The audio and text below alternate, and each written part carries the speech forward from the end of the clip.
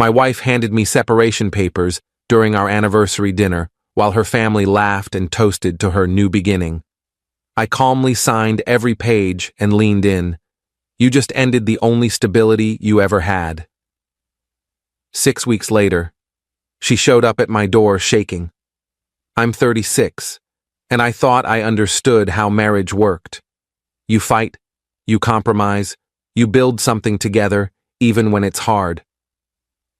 I'd been with my wife for 8 years, married for 5. We met through mutual friends at a barbecue, started dating, moved in together after a year, got married 2 years after that. Normal trajectory, normal life, except it wasn't normal anymore. Our 5th anniversary was coming up in late September. She'd been distant for months, since around June, maybe earlier. I'd ask what was wrong and she'd say, nothing, or just work stress, or you wouldn't understand. I tried to give her space, tried to be supportive, tried to plan things she'd enjoy. Nothing worked. 2 weeks before our anniversary, she suddenly got enthusiastic about celebrating. Said she wanted to do a big dinner at this upscale restaurant downtown. Said she wanted her parents and her sister there. I thought it was weird to include family on an anniversary, but she insisted it would be meaningful. I figured maybe she was trying to reconnect, make things special again. So I agreed. The night arrived. I wore the suit she'd always said she loved on me. Got her flowers, white roses, her favorite. Met everyone at the restaurant at 7. Her parents were already there, her sister too, with her smug husband who'd never liked me. They were all dressed up, drinks already ordered, laughing about something when I walked in. I sat down.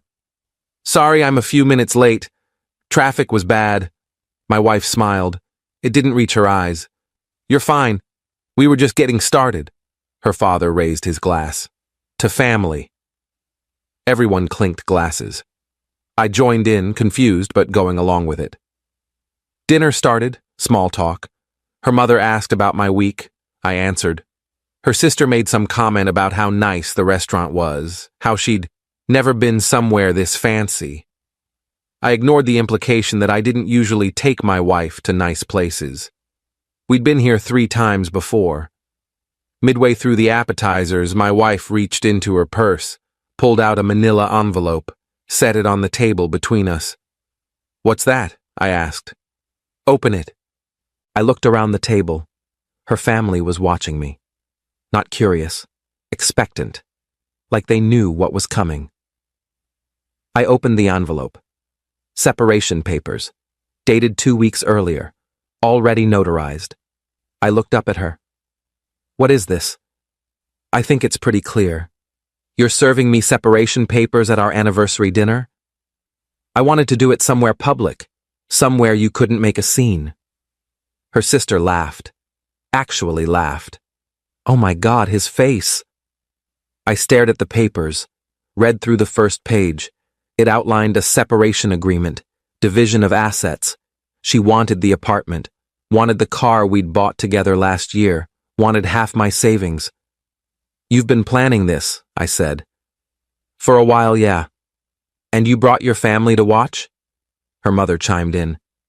We're here to support her. This is a big step. A big step? We're married. Not for much longer, her sister said, smirking. My wife leaned forward. Look, I'm not happy. I haven't been happy for a long time. You're fine. You're stable. But I don't want fine anymore. I want more. More what? More life. More excitement. More everything. Her father raised his glass again. To new beginnings. They all clinked glasses, toasted, while I sat there holding papers that would end my marriage. I felt something shift inside me. Not anger, not sadness, just clarity. I pulled out a pen, signed every page, didn't read the details, didn't negotiate, just signed. My wife looked shocked. You're not going to fight this? No. Why not? I leaned in close, kept my voice calm, because you just ended the only stability you ever had.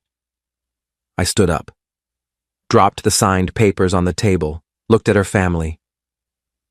Enjoy your celebration. I walked out, left the flowers on the table, drove home in silence. The drive back to the apartment felt surreal. The city lights blurred past my windows. I kept replaying the scene in my head, her smug expression, her sister's laughter, her father's toast. They'd choreographed the whole thing, planned it like some twisted family event, and I'd walked right into it. When I got home, I didn't turn on the lights. Just sat in the dark living room for an hour, thinking, processing. The apartment felt different already, like it knew something had shifted. I looked around at all the things we'd accumulated together, the couch we'd argued about buying, the coffee table she'd found at a flea market, the framed photos on the wall, our wedding, vacations, birthday parties. All of it suddenly felt like evidence of a life that had just ended. Around midnight, I got up and started taking down the photos. Not angrily, not emotionally, just methodically removing them from the walls and stacking them face down on the dining table. I wasn't ready to throw them away, but I couldn't look at them either. My phone buzzed. A text from her sister. "Can't believe you just walked out. So dramatic." I blocked her number without responding. Another text came through. From her mother this time. "We expected better from you. She deserved a proper conversation." I blocked her too. Then one from my wife. "We need to talk about logistics." I stared at that one for a long time before responding. "Have your lawyer contact me." She tried calling. I declined. She called again. Declined again. She sent another text. "You're being childish." I turned off my phone and went to bed. Update 1. The next morning, I called a lawyer, a good one, explained what happened. He looked over the separation papers she'd had me sign. "Did you read these before signing?" "No." "You should have. She's asking for things she's not entitled to. The apartment is in your name. The car is in your name. Your savings are separate accounts." "Can I contest it?" "You already signed, but we can respond with our own terms. She can't force you to give her things you legally own." I filed a counter motion that week, offered a clean split. She takes what's hers, I keep what's mine. No apartment, no car, no savings. She could have the furniture we'd bought together and her personal belongings. That's it. She called me 2 days later. "What the hell is this? A fair separation. You signed my papers, and now I'm clarifying terms. You're not taking things you don't own. We bought those things together." "No, I bought them. You live in an apartment I rent. You drive a car I financed. You're not entitled to them." "You're being petty." "I'm being accurate." She hung up. Her sister texted me that night. "You're a piece of shit." I blocked her number. The following week was strange. I went to work, came home, made dinner, watched TV. Normal routine. But everything felt hollow. I'd catch myself about to tell her something funny that happened during the day, then remember she wasn't there. I'd make too much food out of habit, then stare at the leftovers. Friends started reaching out. Word had spread somehow. They wanted to know if I was okay, if I needed anything. I appreciated it, but I didn't want to talk about it. Didn't want to rehash the details or accept their sympathy. I just wanted to move forward. My lawyer called me the following Friday. She wants to negotiate, says the terms you offered are unreasonable. They're the only terms I'm offering. She's claiming she contributed to the household financially and deserves compensation. She worked part-time and paid for groceries occasionally. I covered rent, utilities, car payments, insurance, and everything else. That's what I told her lawyer. They're pushing back anyway. Let them push. I'm not changing the terms. 2 weeks went by. My lawyer kept me updated on the back and forth. She was getting desperate. Her lawyer was trying every angle: emotional distress, implied agreements, common law considerations. Nothing stuck. Meanwhile, I started noticing changes in myself. I was sleeping better, eating better. The constant low-level anxiety I'd been carrying for months was gone. I realized I'd been walking on eggshells for so long that I'd forgotten what it felt like to just exist without worrying about someone else's mood. Update 2. 3 weeks passed. My lawyer handled all communication. She wanted to negotiate, wanted to talk things through. I declined. There was nothing to talk through. She'd made her decision public, humiliated me in front of her family, treated our marriage like a joke. I started packing up her things, boxes of clothes, books, pictures, stuff she'd accumulated over 8 years. I was methodical about it. Didn't throw anything away, didn't damage anything. Just packed it neatly and stacked the boxes in the second bedroom. Going through her belongings was therapeutic in a weird way. Each item told a story. The sweater I'd bought her for her birthday 3 years ago, the books she'd never finished reading, the jewelry box filled with things I'd given her over the years. I packed it all carefully, but I felt nothing. No nostalgia, no regret. Just the mechanical action of sorting and boxing. 4 weeks in, she showed up unannounced, knocked on the door around 8 on a Tuesday night. I opened it. "What do you want?" "Can I come in?" "No. I just want to talk." "We have lawyers for that." "Please, 5 minutes." I stepped outside, closed the door behind me. "Talk." She looked tired. Hair pulled back, no makeup, sweatpants and an old jacket I recognized from years ago. "I think I made a mistake," she said. "Okay. I shouldn't have done it like that. At the restaurant, with my family. You're right. You shouldn't have. I was angry, I felt trapped, I didn't know how else to do it. So you humiliated me instead. I'm sorry. Too late." "What do you mean?" "I mean, you already made your choice. You wanted out. You're out. But what if I want back in?" I stared at her. "You don't get to do that." "Why not?" "Because you didn't just leave me. You made it a spectacle. You turned our marriage into entertainment for your family. You don't come back from that. People make mistakes." "Yeah. And people live with consequences." She started crying. "Please. I don't have anywhere to go." "That's not my problem. I'm staying with my sister and she's driving me crazy. Her husband keeps making comments. My parents won't stop asking when I'm getting my own place." "Then get your own place." "I can't afford it. You know I can't." "You should have thought about that before signing separation papers." "I thought you'd give me the apartment." "Why would I do that?" "Because we were together. Because you loved me." "I did love you. Past tense." She wiped her eyes. "You really don't care anymore?" "I care that you embarrassed me. I care that you involved your family in something private. I care that you tried to take things you didn't earn. But do I care about you? No. Not anymore." "You're cold." "I'm clear. There's a difference."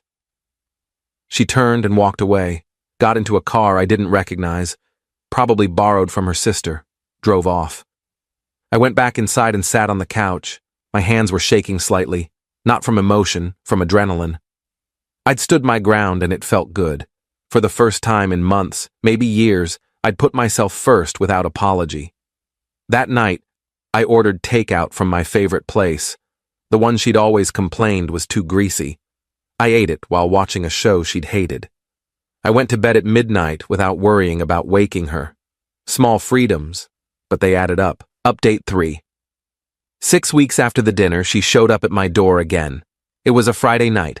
I was making dinner, listening to music, enjoying the quiet. She knocked. I looked through the peephole. She was shaking, crying, looked like she'd been awake for days. I opened the door. "What?" "I need help." "With what?" "Everything. I lost my job. My sister kicked me out. I have nowhere to go." "Why did you lose your job?" "I missed too many days. I was too stressed.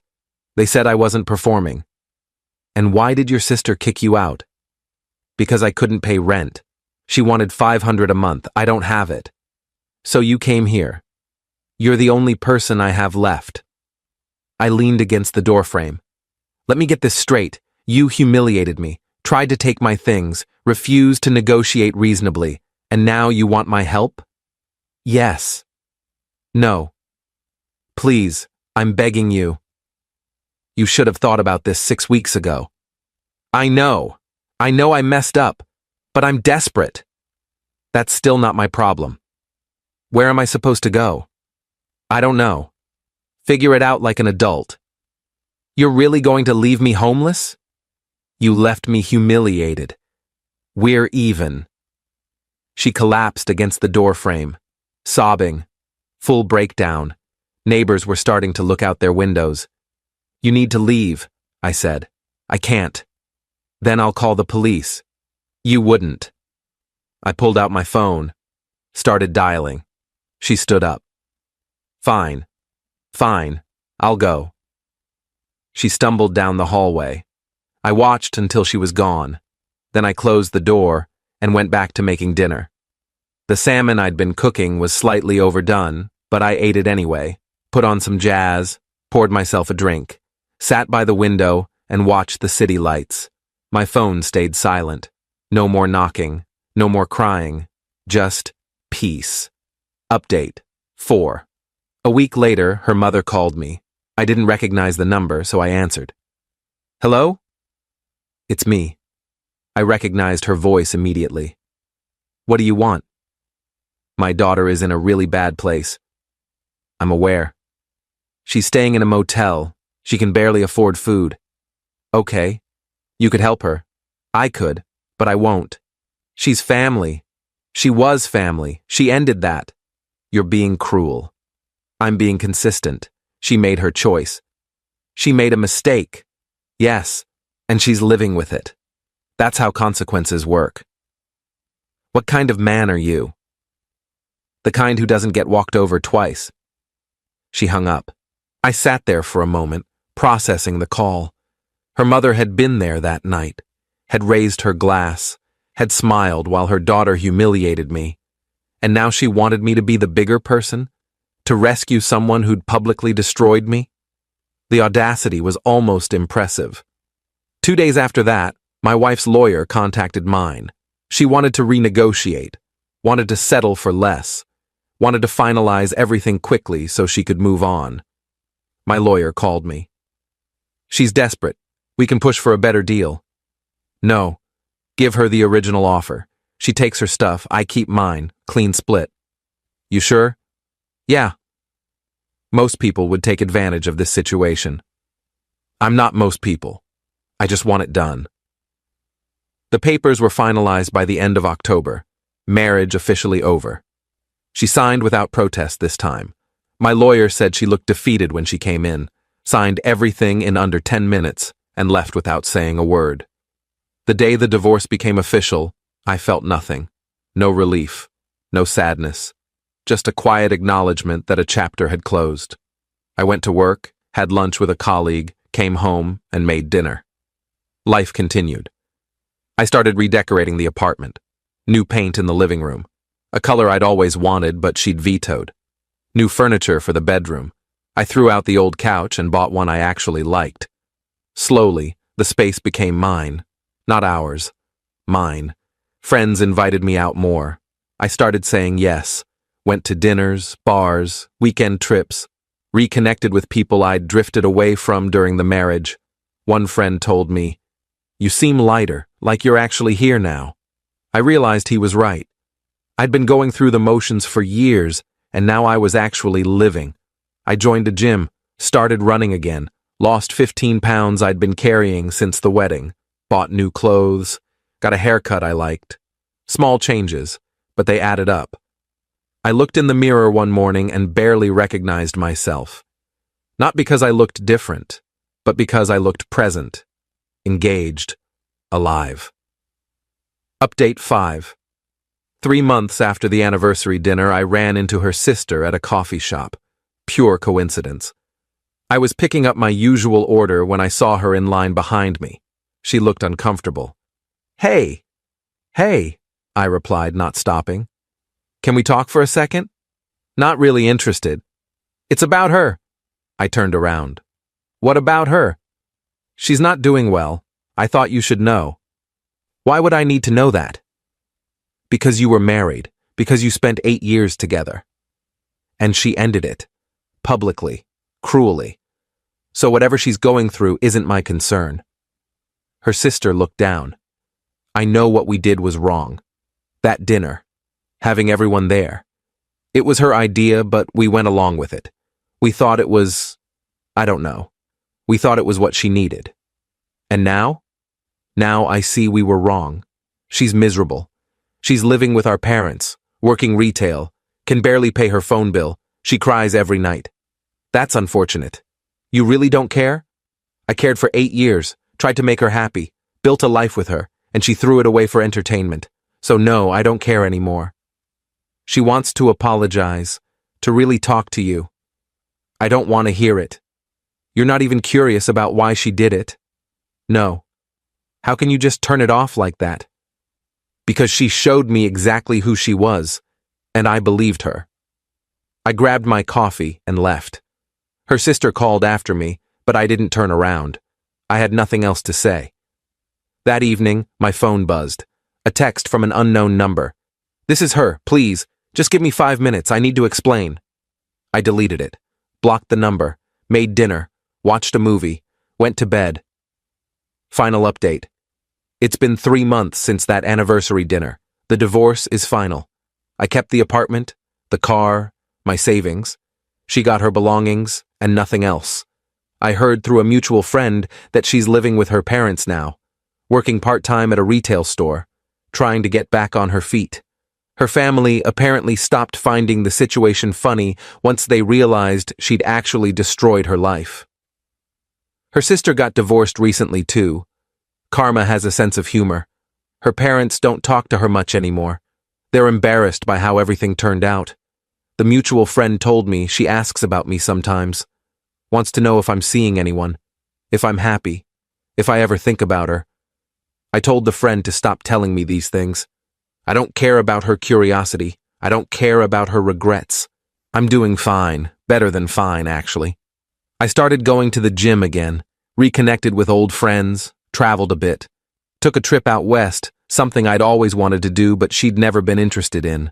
Hiked through canyons, camped under stars, ate at diners along empty highways. I'm not dating yet, don't feel ready, but I'm not closed to it either. I'm rediscovering who I am without someone constantly telling me I'm not enough. Someone asked me last week if I felt bad about how things turned out for her. No. Really? Not even a little? She made a performance out of ending our marriage. She laughed while her family mocked me. She tried to take things she didn't earn. And then she came back when she realized she couldn't handle the consequences. Why would I feel bad? Because she's struggling. So was I when she humiliated me. Difference is, I didn't go running back to her. That's harsh. That's honest. I'm 36. I've got my own place, my own life, and my own peace. She's got her parents' couch and whatever lessons she's willing to learn from this. Some people never figure out that stability isn't boring. It's valuable. That reliability isn't a flaw. It's rare. That embarrassing your partner for laughs comes with a price you might not be able to afford. I definitely made the right choice. Edit. 1. A lot of people are asking if I ever found out why she really wanted the separation. Honestly, I don't care. Whether it was another person, some midlife crisis, or just her being unhappy, it doesn't matter. She handled it in the worst way possible, and that's all I need to know. Edit 2. For those saying I should have fought harder or tried counseling, we did counseling 8 months before this happened. She stopped going after 3 sessions, said it was pointless. I kept going by myself for 2 more months. I tried. Edit 3. Someone asked if her family ever apologized. No, not once. They enabled her behavior and now they're dealing with the fallout. They made their bed too.